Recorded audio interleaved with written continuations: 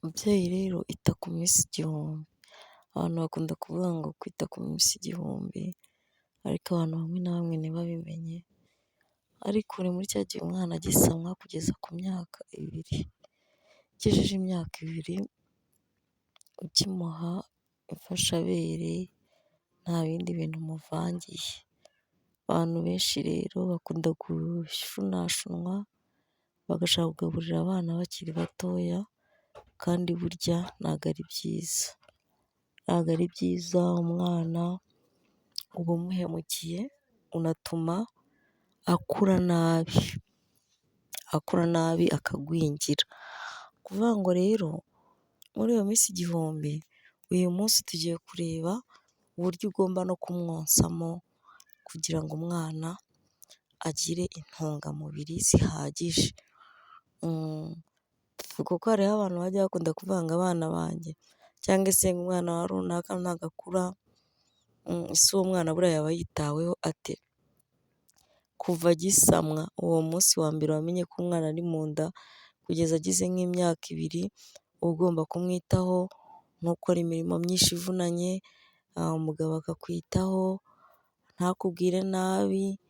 ndetse nawe ukirinda ibintu bya siterese, ukanirinda no kuba wakora imirimo myinshi irengereje, noneho warangiza ukanarya n'indyo yuzuye, iyo tuvuga indyo yuzuye rero ni ukurya izo mbuto ndetse no kugerageza kurya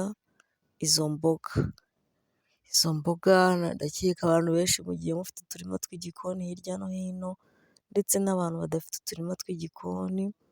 mufite isoko muragenda mukaduhaha utwo tuboga, kamwe kaba kagura 100 hanyuma noneho mugateka ibiryo birimo izo dodo kugira ngo ubungabunge uwo mwana uri mu nda yawe, ikindi iyo uri umubyeyi utwite ukaba wabasha kuba unywa amata kuko hariho abantu batanywa amata, ugerageza kunywa inshyushyu niyo byaba igikombe rimwe mu cyumweru ntacyo byaba bitwaye ukakinywa gifasha umwana, ibyo byose rero ubikora ubyikorera kandi unabikorera n'uwo utwite kugira ngo azavemo umwana mwiza, umwana usa neza, umwana ufite ubwenge, umwana utagwingiye, umwana nyine namwe murabyumva, hariho abana ureba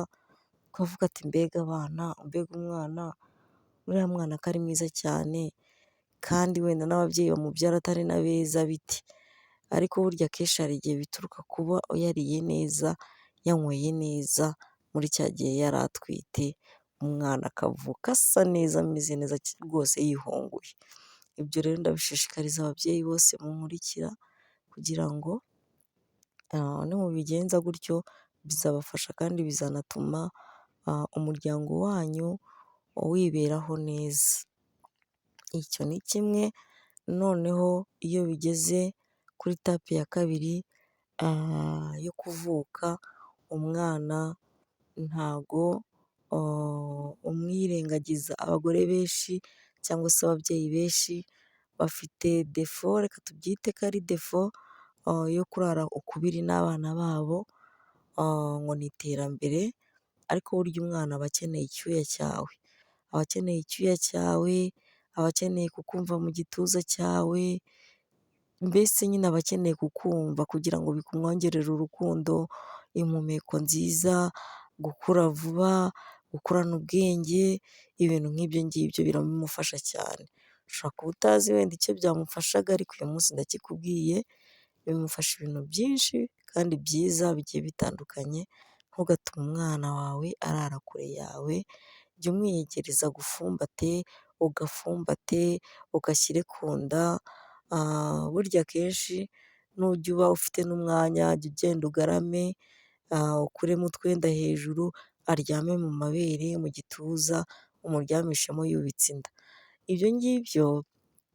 abantu benshi bakunda kubikoreshwa iyo nk'iyo bagize amahirwe make bakabyara abana batari bageze igihe cyangwa se batari bageze igihe cyo kuvuka, icyo gihe hari igihe ibitaro bimutegeka bikamubwira ati bigenze gutya, ariko burya nubwo bimutegeka ibyo bintu burya ni byiza ko wabikorera umwana wawe, si ngombwa ko yavutse atagejeje igihe, si ngombwa ko muganga abigutegeka, wowe ubwawe ujye ubinyuzamo niba ufite agahinja rwose ugashyira mu gituza kakumvire nawe ukumvire kugira ngo ibintu bigende neza. Ikindi nababwira aho ngaho ni uko iyo umubyeyi agiye guheka umwana aba agomba kumuheka nyine akamuheka mu mugongo. Hari ibyo twita ubusirimu rero byo guheka hariya imbere, ushobora kuhamuheka ariko bitari buri munsi, ariko umwana akajya anumva impumuro ya nyina imbere n'inyuma akakumenya ku buryo rwose umwana akura agukunda, umwana akura akwitayeho, umwana akura yumva yuko ari bwo buzima bwawe. Ibyo rero nubikora bizagufasha. Reka rero ibyo byose tubanze turebe uburyo agomba konkamo. Umwana rero iyo ugiye kumuha ibere,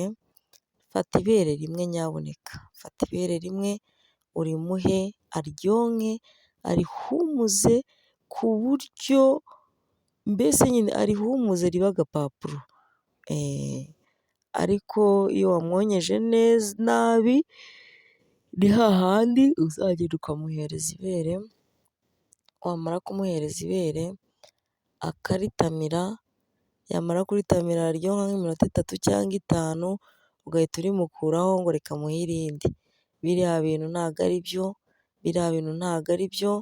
nongere mbisubiremo ni ukuri uba uhemukiye umwana wawe, biriya bintu ntabwo ari byo. Uba ugomba kumwonsa ukamureka iryo bere akarihumuza, kubera ko iyo urimwakiyemo hagati uba umwonyeje amazi,